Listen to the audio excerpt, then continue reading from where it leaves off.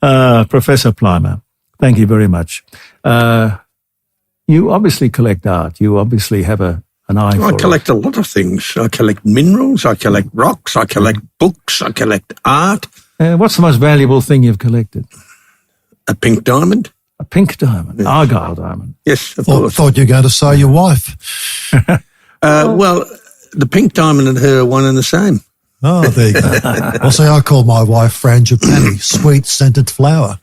She melts in my arms when I say that. I once had 7 small, not very good quality Argyle pinks, and I have a collection of cut gems, and occasionally I open them up and lust over them. And one time I'd been away and opened up and looked and I saw the pinks were missing. And we hadn't been burgled, and I thought, what the hell's going on here? So I rang up a friend and I said, Richard, how are things going? And he said, no, almost done, almost got it finished.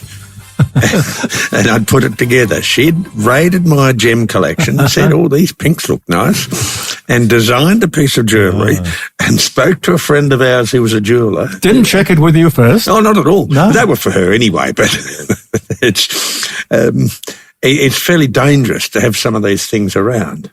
Yeah, but what makes a diamond valuable? It's like a painting. I mean, I don't know how anyone can say that painting is worth X or that diamond is worth Y. Diamonds have a classification system, and so that system is fixed, and you can value it on that basis. But with a painting, it's very much out of taste. And there's Paul Macon just walked in and gave me a glass of wine. He's a good Professor, man. you don't have a glass of wine? No, I won't have a glass of wine because I have an afternoon of work in front of me. Oh, bless your heart. And I'm way behind, and I'm always behind, and I love weekends because that's when I work. That 4-letter word comes up all the time, doesn't it? Work? Yep. Yeah. You'd never retire. I once discussed my retirement with Gina Reinhardt, and she suggested that my retirement is between the saddle and when I hit the ground. And she read me perfectly. She read that I'm a workaholic. Yes. You've always been so. Apparently, so my friends tell me. How many degrees have you got? Only 2, just an honours degree and a PhD. I was awarded an honorary doctorate from a university in Austria, and then they realised that my views on climate were not in accord with their views, and they withdrew the offer. That's happened a number of times in my life. The Duke of Edinburgh had me once, invited me in his capacity as patron of the Royal Geographical Society to give a talk to the Royal Society, and later the mandarins from Buckingham Palace invited me. I'd been uninvited. And these sort of things I treasure because it means that you're hitting home. Yeah. To want to shut you up, though, is plain insane. Well, I can talk under wet concrete. But it's not only that. It's not just talking. You talk a great deal of sense. Well, I also have quite a bit of knowledge. Yes. And I'm not afraid to tell someone what I think. And I suspect that goes right back to childhood. But if you can mount an argument based on information, then you can persuade me differently if you present contrary information, which is more convincing and repeatable.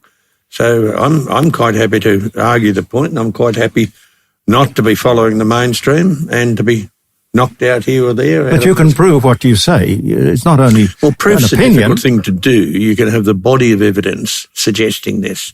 So, and this is why I write a lot. I write books. I've got 4 Spectator articles on the go at present.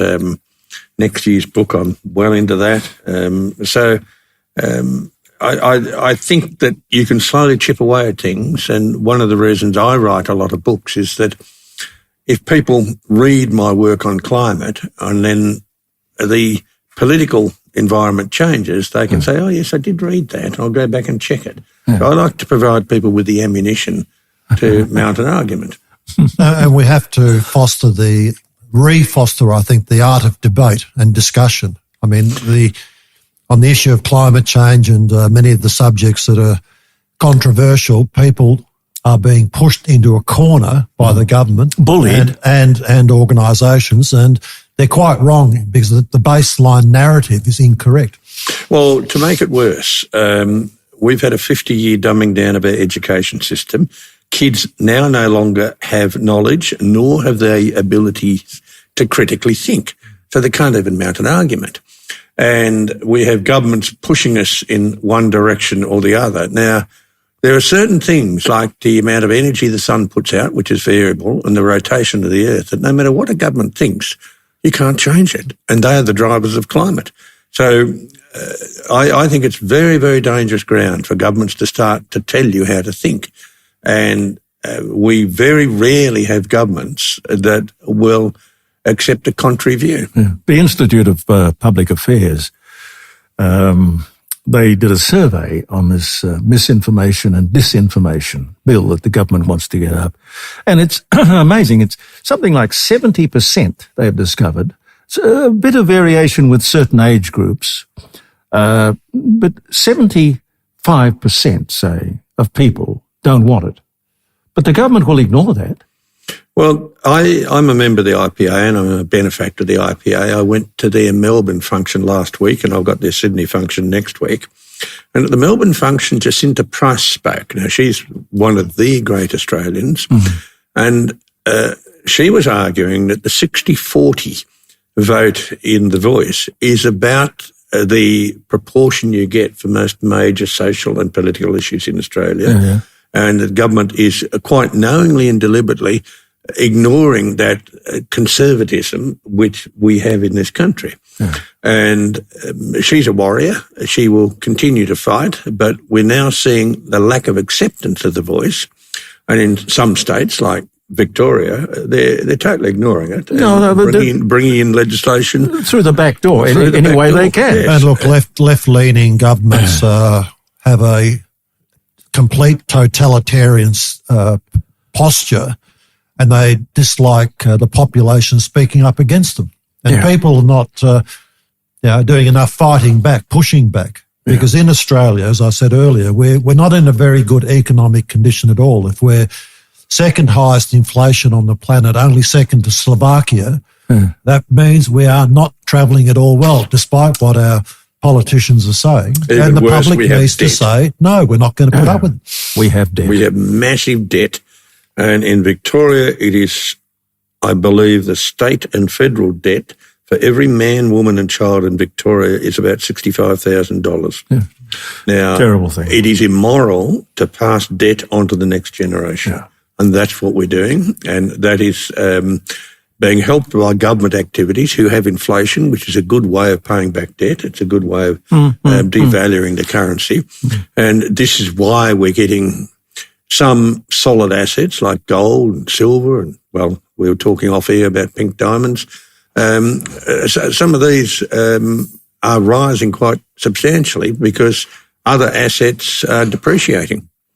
So if you keep cash under the mattress, you're losing money. And of course, with the rising cost of living, we are heading towards Keating's Banana Republic.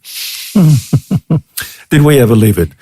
Did we? Are you back in town next week or are you away? Next week I am. I'm just zipping up to Sydney for a very long lunch and then an IPA function that evening and then coming back on the Wednesday. So I look forward to seeing you next Friday. Well, I don't look forward to flying because Qantas are moralising at me, telling me about their views on this country. Welcome to country and all that nonsense. God help us. I don't want to be welcomed to my own country. No, you tell them, Professor. Qantas engineers might prevent you from flying, Professor. Well, that's fine. That's fine. I might save my liver a couple of dreadful sessions. Professor, we'll see you next Friday. Professor Ian Plimer, ladies and